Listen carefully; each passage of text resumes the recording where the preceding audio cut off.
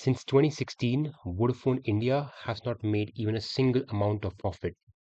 I'm not kidding, that's actually the truth. So here we have the data for Vodafone India. It's all its financials. This is screener.com. So market cap, massive company, 73,000 crores in pure market cap. So if we go in the profit and loss section, right, we have the profit and loss from 2014 to 2025. And here we can see, okay, the 2014 section. Let me pull up. So first we have the sales. We have the sales, we have the operating profit.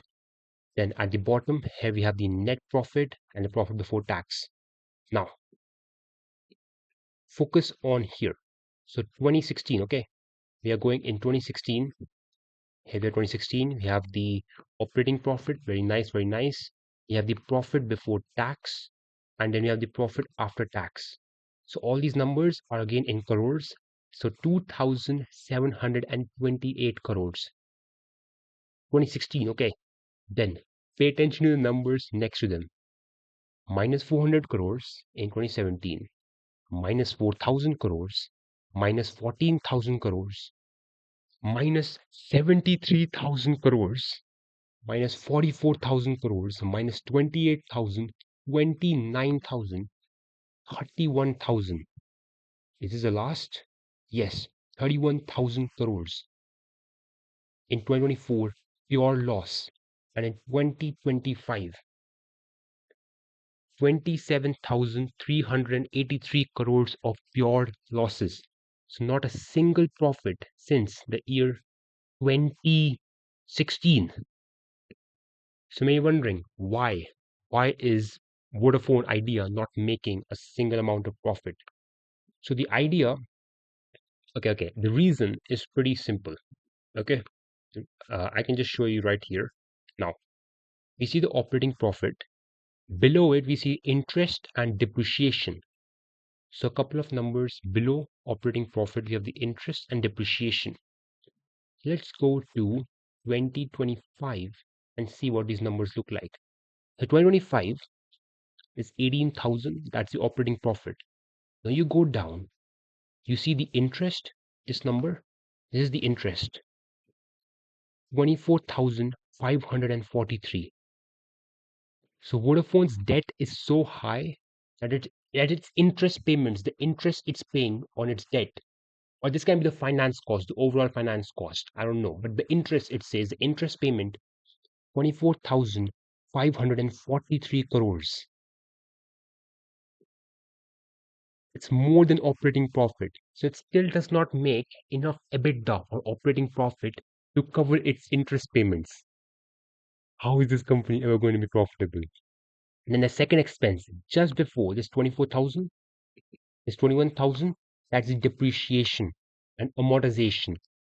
So depreciation is the decline in the value of assets. So when we use an asset like a building, we own a building, we're using the building's value will obviously decline. And after a few years or after a certain set of years, we will need to renovate it. We will need to maybe buy a new building, or change the building, whatever. Or any machine we buy, after some time, it may not work. But for a fixed period of time, it will work.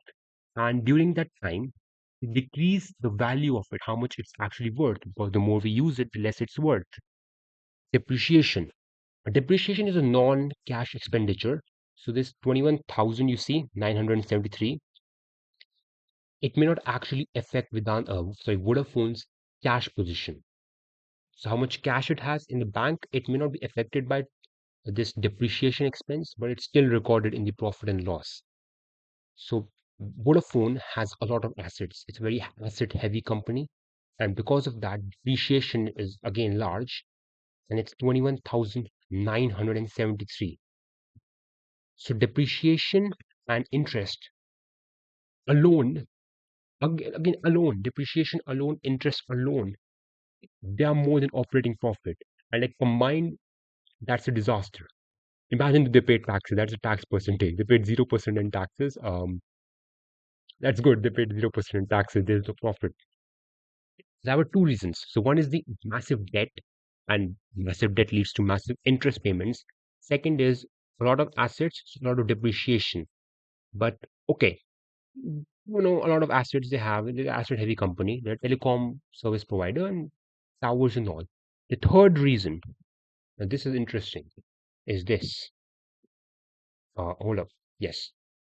Now this is from its investor presentations, and this is its subscriber base. So how many subscribers it has? The subscribers, of course, we subscribe to Geo or to Airtel to receive the internet services, like. So this refers to the overall subscribers. So in quarter four, fiscal year 2024, it had 1,212 million total subscribers. Now for quarter four, fiscal year 2025, this year, 198 million subscribers actually declined. And this was only quarter four. We can go even further back and look at this. Look at this. Quarter three of 2024, we have 215 million subscribers. So just a quarter back, we can see even before this, subscribers have been declining. So there's a constant decline in subscribers. And that leads us to something else, revenue, sheer revenue. And this may be one of the most depressing graphs I've ever seen when talking about sales of a company. So this blue thing you see, the blue thing, these are sales of a company, right? So you can see around 2016, it's growing. And this blue line, you see the blue line that represents the net profit margin.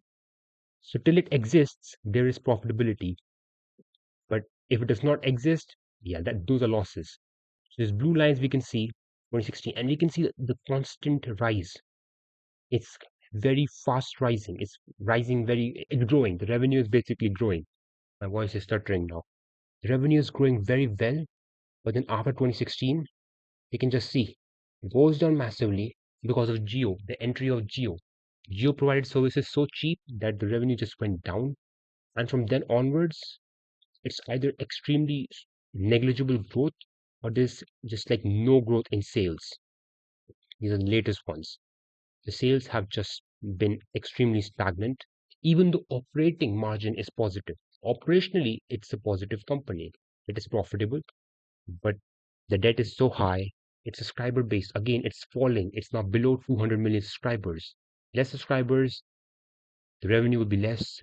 The only reason I believe this revenue is constant is because its average revenue per user is still there. It's still it's rising. It's actually rising. Average revenue per user is rising, and that's the only reason. Here we can see the average revenue per user. Um, where am I? Yeah, 175 rupees. We can see it's rising to 153. It was 153 12 months back, but now 175. So that's a positive. But it's kind of just compensating for the declining subscriber base. So I believe, yeah, that's it. That's it. That's why Vodafone idea never really makes profit on paper. But even without depreciation, it cannot cover its interest, even cover its interest with its operating profit. Its interest payments or its overall finance cost is just more than operating profit. So have a nice day.